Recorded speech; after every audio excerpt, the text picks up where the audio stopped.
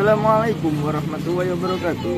Saya Yusudil Akmal. Saya Yuliati Fatur Rahman. Kami dari kelompok 8 ingin mempresentasikan tentang memahami ilmu nasik dan mansub. Paus. Secara bahasa dan istilah, nasik secara bahasa mempunyai beberapa arti. Di antaranya berarti izalatu al-syar'i wa damuhu, menghilangkan sesuatu dan mentiadakan yang berarti naklu al-syai'i, memindahkan dan menyalin sesuatu. Berarti tabdil, penggantian. Berarti tahwil, pengalihan. Sedangkan nasik secara istilah mengangkat atau menghapus hukum syarah dengan dalil kitab syarah yang lain.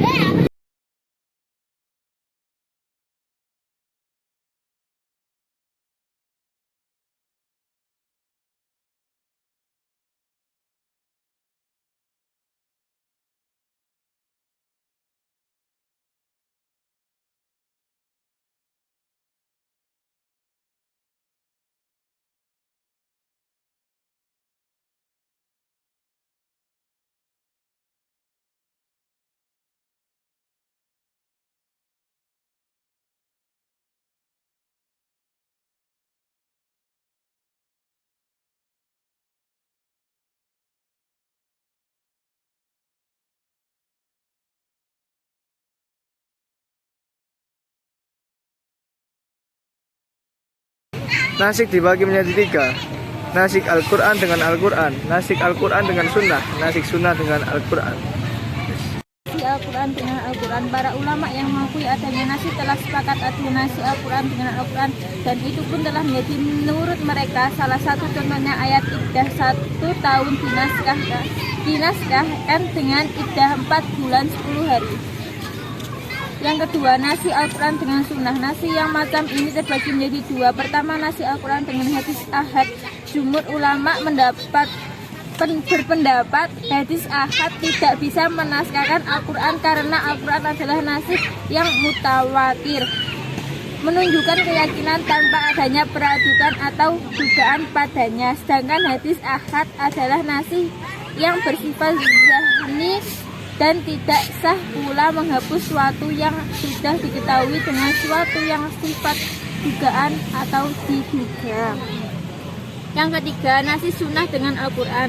Jumhur ulama membolehkan nasi seperti ini. Salah satu contohnya adalah menghadap ke Baitul Maqdis yang ditempatkan oleh sunnah kemudian ditetapkan ini dinasih oleh Al-Quran.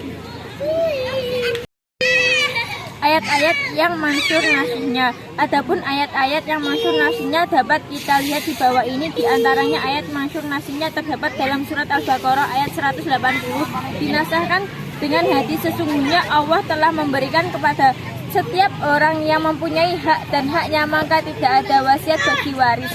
Ayat 240 dalam surat Al-Baqarah dinasihkan dengan ayat 234 terdapat dalam surat yang sama.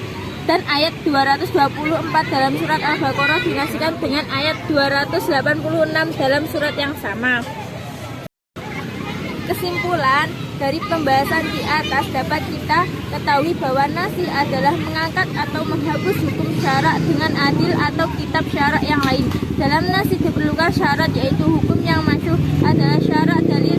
Menghapuskan hukum tersebut adalah kitab syarak syar'i yang dapat lebih kemudian dari kitab yang dimasyhurkan, dan kitab yang dihapus dan diangkat hukumnya tidak terikat atau dibatasi dengan waktu tertentu. Dalam hal ini, nasi dalam Al-Quran dapat dibagi 3 bagian: nasi Al-Quran dengan Al-Quran, nasi Al-Quran dengan As-Sunnah, nasi Al-Quran dengan Sunnah.